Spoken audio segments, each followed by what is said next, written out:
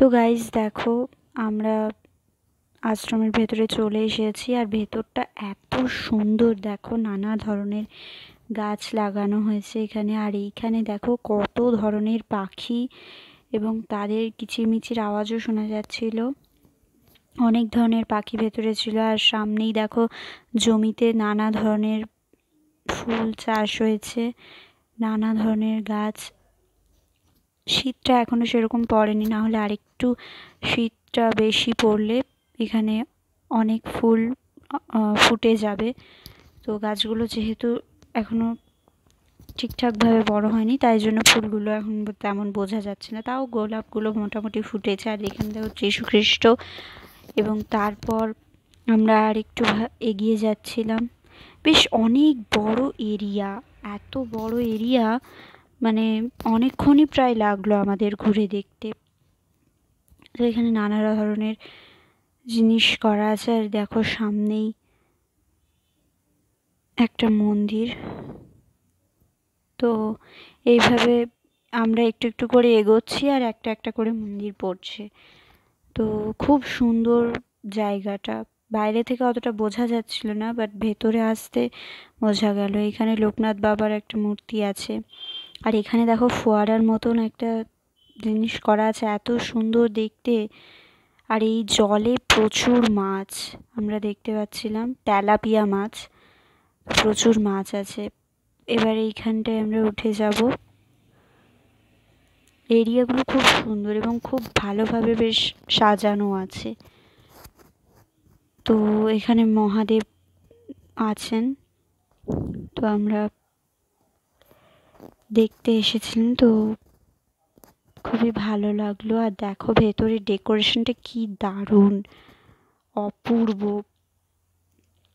তো এইখানে হচ্ছে আবার নানা ধরনের পাশে জিনিস করা আছে। আর মাঝখানে দেবতার মূর্তি।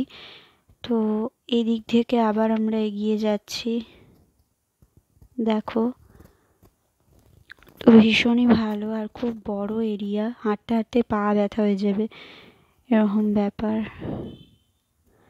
আর এইখানেও বেশ, এইটা মহাভারতের একটা কাহিনী খোদাই করা আছে, কৃষ্ণ আর অর্জুনের। আর ওইদিকে দেখো রান্না বান্না হচ্ছে আশ্রমের লোকেদের জন্য।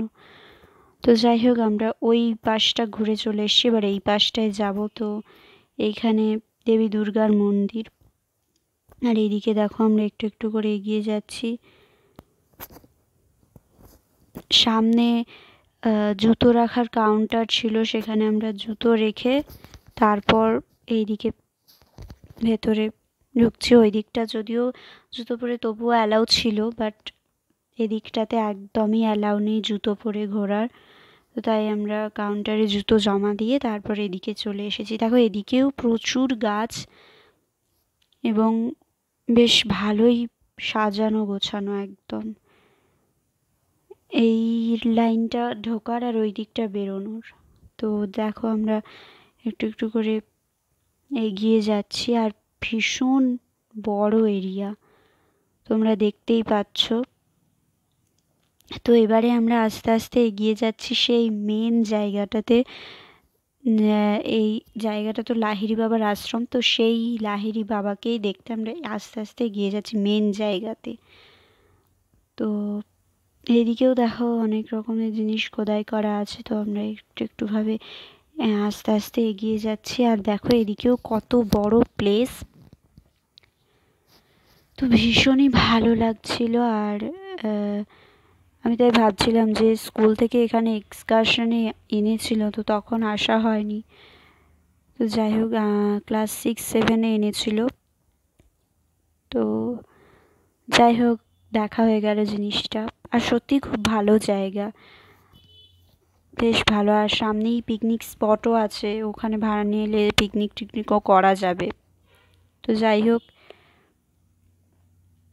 এইদিকে